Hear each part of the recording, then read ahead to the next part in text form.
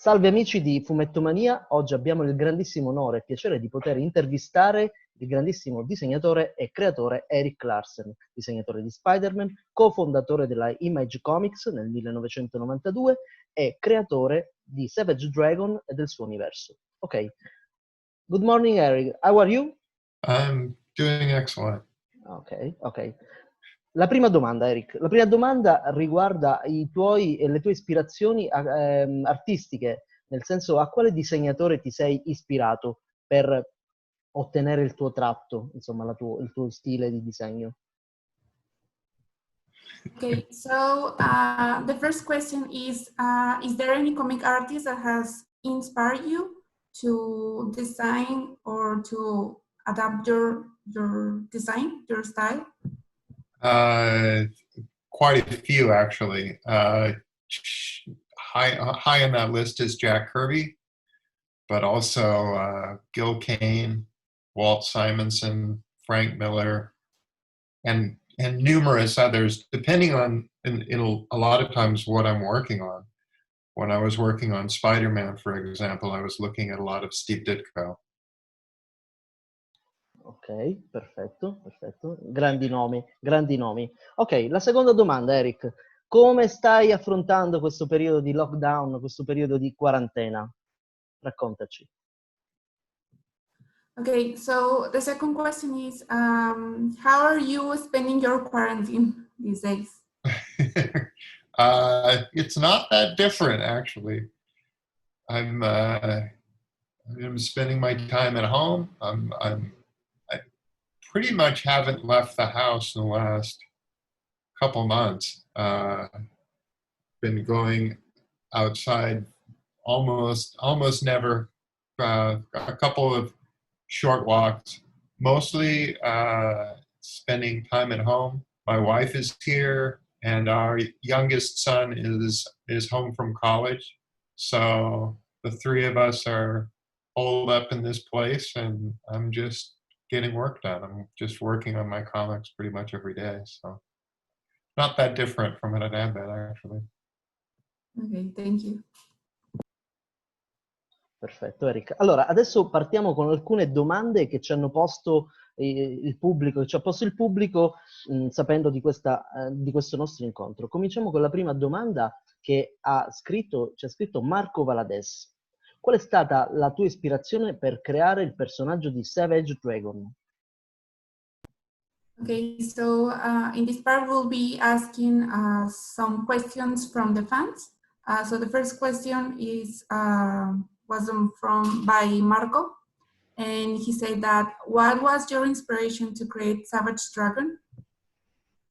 I did it when I was a very small kid. So my inspiration at the time was Batman.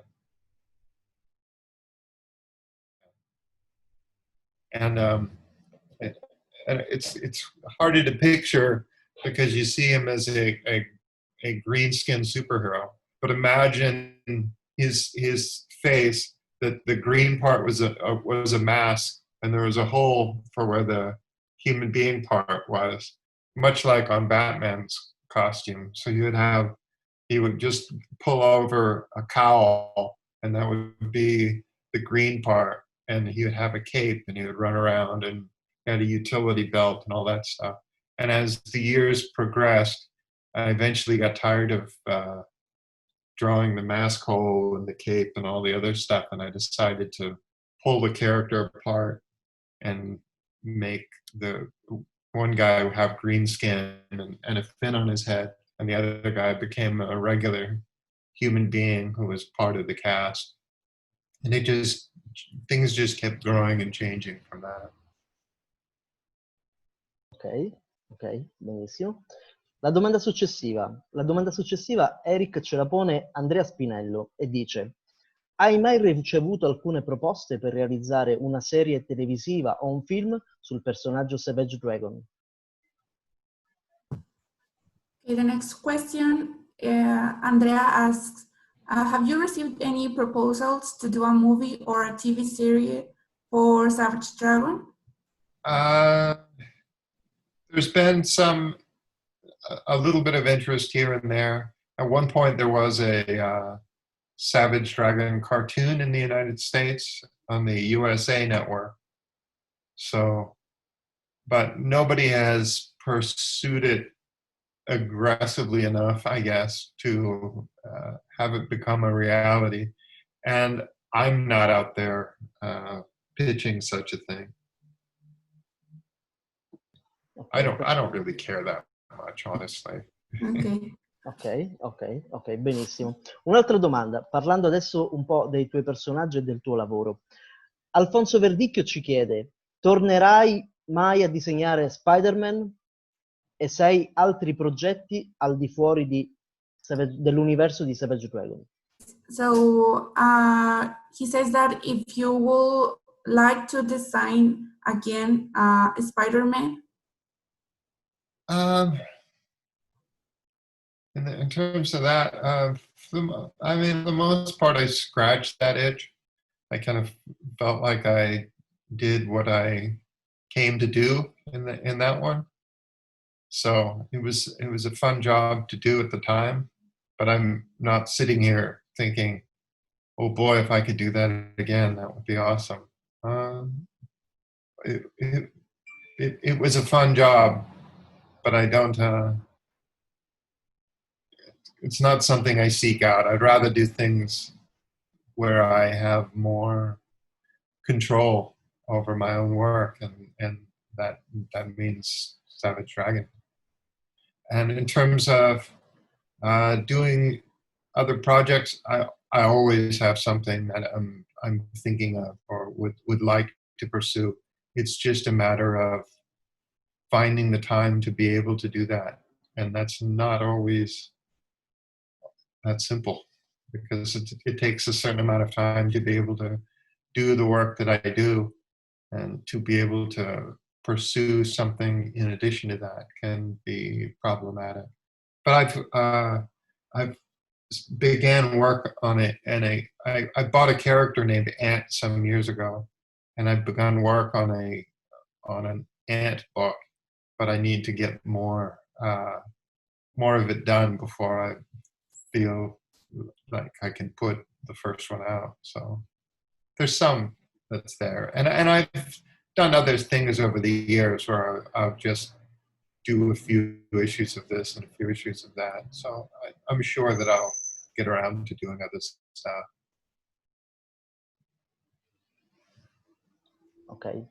Ok, l'ultima domanda che ti pone il pubblico è quella che ci fa Giulio Belzer.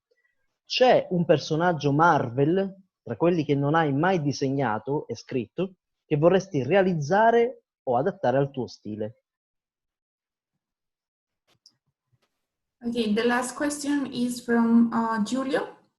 He says, is there any Marvel character that you have never designed or wrote about, but that you would like to do and adapt to your style? There are characters that I liked as a kid that I never really got to do a run on. I would have liked to have done a run on the Fantastic Four, the Incredible Hulk. I mean, really, the thing about doing comics for me is I try to find the fun in anything that I work on.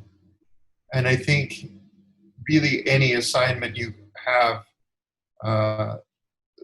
that should be your favorite book. You should make whatever it is you're working on into your favorite title.